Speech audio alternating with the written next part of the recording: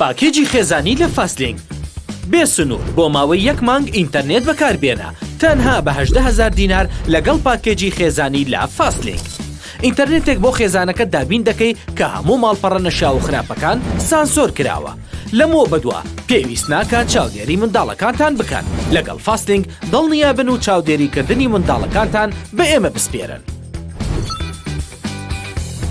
ئێستا دەتوانن بەشداری پاکێجی خێزانی لە فاستلینگ بکەن لە ئەپلیکیشنی فاستبەی.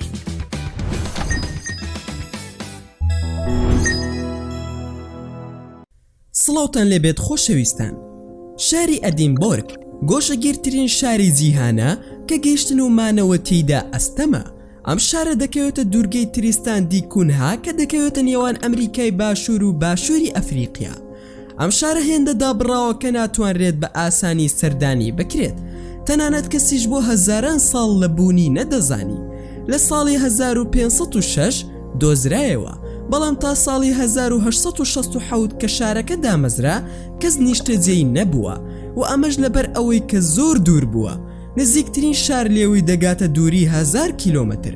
بۆ ئەوەی بگەیتە ئەم شارە دوورە دەستا پێویست بە مۆڵەتی تایبەت هەیە. ئەگەر توانیت مۆڵەت بەدەست بهێنیت ئەوە دەتوانیت گەشتێکی زۆر خۆش و پڕ لە سەرکێشی ئەنجام بدەیت.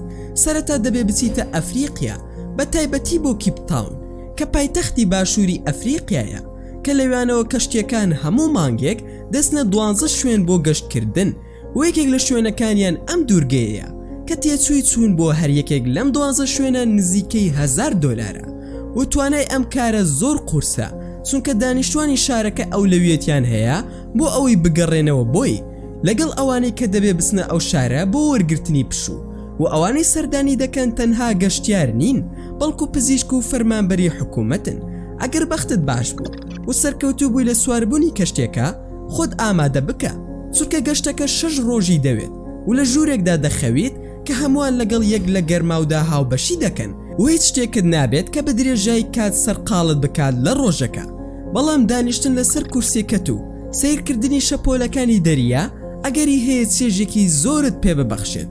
دوای 6 ڕۆژ ناگەیتە شارەکە، چونکە زۆر بچووکە و هەندێک کات دیار نییە، بۆیە لە کەشتێکەدا دەبەزیت و سواری بەلەمێک دەبیت تا دەگەیتە شوێنی مەبەست. دوای ئەم هەموو سەرکێشیە دەگەیتە گۆشەگیرترین شار لە دنیادا، بەڵام لەوێ دەتوانیت چی بکەیت؟ سەرەتا دەبێت ژوورێک بدۆزیتەوە بۆ بەسەربردننی شەوەکەت، بەڵام بەو پێی لەوانە هۆتێلی لێ نییە، دەبێت لە ماڵی یەکێک لەو 270 دانیشتوانە بمێنیتەوە کە لە شارەکەدا دەژین. هەر ژوورێک لەوێ بە 70 دۆلارە. بەڵێ ئەمە کەمێک گرانە، بەڵام 3 ژەم خواردن و توانای شۆردنی زیلەکانت لە خۆ دەگرێت. دوای ئەوەی ژوورەکەت بەدەست دەهێنیت دەتوانیت چی بکەیت؟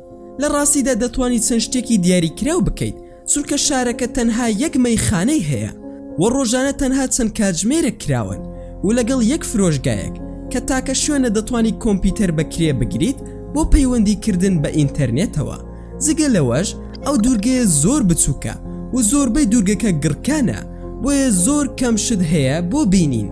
لە دیوەکەی تردا دوورگەکە هیچ کەنار دەریایەکی شۆستەی نییە، بەڵام دەتوانیت دیاری گۆڵف بکەیت یان سەرکەویت بەسەر شاخی گڕکانەکەدا، چێژ لە بێدەنگی و ئارامی وەربگرە و لەگەڵ خەڵکی شارۆزکەکە قسە بکە کە چیرۆکی سەر سوڕهێنەرت بۆ دەگێڕنەوە. شارەکە پاس و هەندێک ئۆتۆمبیل و ماتۆرسکیل و تراکتۆری تێدایە و یەک ڕێگایەکی قیرتاو کراو و مانگا و ئاژەڵی تریش هەیە، بەڵام ژمارەیان زۆر کەمن. سەرجەم دانیشتوانی شارەکەنەوەی ئەو خێزانانن کە بۆ یەکەم جار گەیشتونەتە ئەم دوورگەیە، بۆیە ئەو خێزانانەی کە لەوێ دەژین تەنها 8 ناوی بنەماڵی جیاوازیان هەیە، چونکە هەمویان خزمایەتیان لەگەڵ یەکتر هەیە.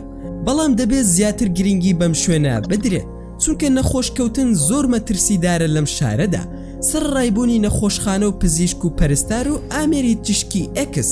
بەڵام دەبێت حاڵەتە ئالۆزەکان بگوازرێنەوە بۆ ناوچەی کیپتاون کە بۆ مەودای 6 ڕۆژ لە ناو کەشتی دەبیت تا دەگەیتە ئەوێ. سەبارەت بە دانیشتوانەکەشی ژیانێکی ئارام دەژین وەکو دەبینن، بەڵام گڕکانەکە مەترسیەکی خەوتووە.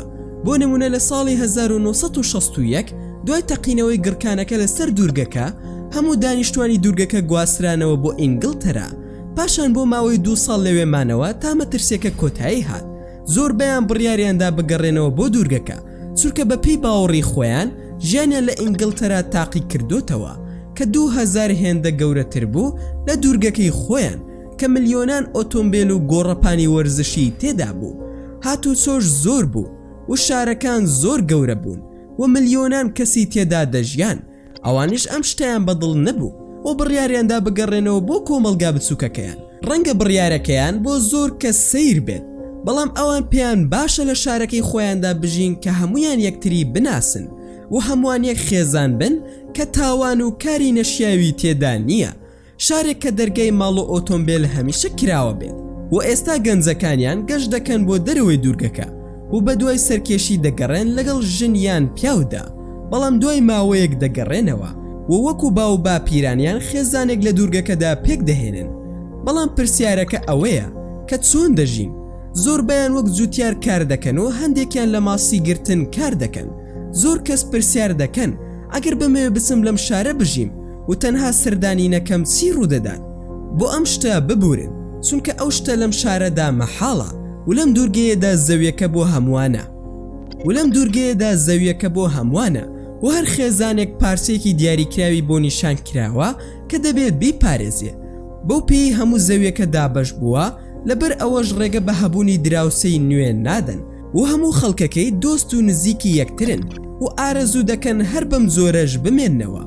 بۆ زۆر کەس ئەم شارە ناوازەیە وەیە سەردانیکردنی بۆ ماوەی جارێک شایەنێتی، یەکێک لەو بوارانەی کە خۆشە تاقی بکرێتەوە کە تەنها گەیشتن بەو شوێنە بۆ خۆی سەرکێشیە. ژیان لەگەڵ دانیشتوانەکەی شتێکی هێندە و ڕووژێنەرە کەوا دەکا هەز بکەیت گەشتت کردووە بۆ سەردەمێکی زۆر کۆن کە شتەکان ئەوەندە ئاڵۆز نەبوون وەکو ئێستا و خەڵکی ڕێژەیان زۆر نەبوو.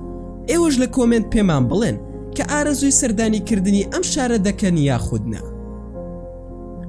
بەم زۆرش گەیشتنە کۆتایی ڤیدۆکەی ئەمڕۆمان.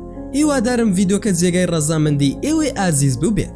ئەگەر ڤیدۆکەمانتان بەدڵ بوو ئەوە هەر ئێستا لایکی ئەم ڤیدۆیەمان بۆ بکەن و هەروەها شێریشی بکەن لەگەڵ هاوڕێکانتاندا و لە بیرشتان نەچێت ئەگەر ئەتانەوێ هەمیشە بابەتی ناوازە لە کەناڵەکەی ئێمە ببینن ئەوە هەر ئێستا سبسکرایبی کەناڵەکەمان بکەن و زەنگۆڵەی تەنیشتی سبسکرایبەکەش چالاک بکەن و لە بیرشتان نەچێت هەر ڕخنە و پێشنیارێکتان بۆ کەناڵەکەی ئێمە هەیە دەتوانن لە کۆمنتی ئەم ڤیدۆیەدا بۆمانی بنووسن و دووبارە و سێبارە سوپاسان دەکەم بۆ تەماشاکردنی ڤیدۆکەمان تا ڤیدۆیەکی تر و تا کاتێکی تر هەر شاد و بەختەوەر بن و خواتان لەگەڵ بێت و ئامانەتی خودا بن.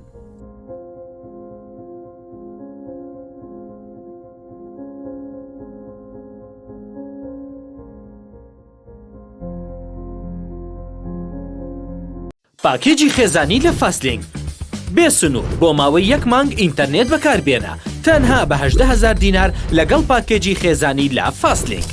ئینتەرنێتێک بۆ خێزانەکەت دابین دەکەی کە هەموو ماڵپەڕە نەشا و خراپەکان سانسۆر کراوە. لەمەوە بەدووە پێویست ناکات چاودێری منداڵەکانتان بکەن.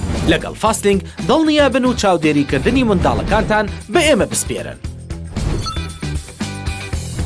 ئێستا دەتوانن بەشداری پاکێجی خێزانی لە فاستلینگ بکەن لە ئەپلیکیشنی فاستبەی.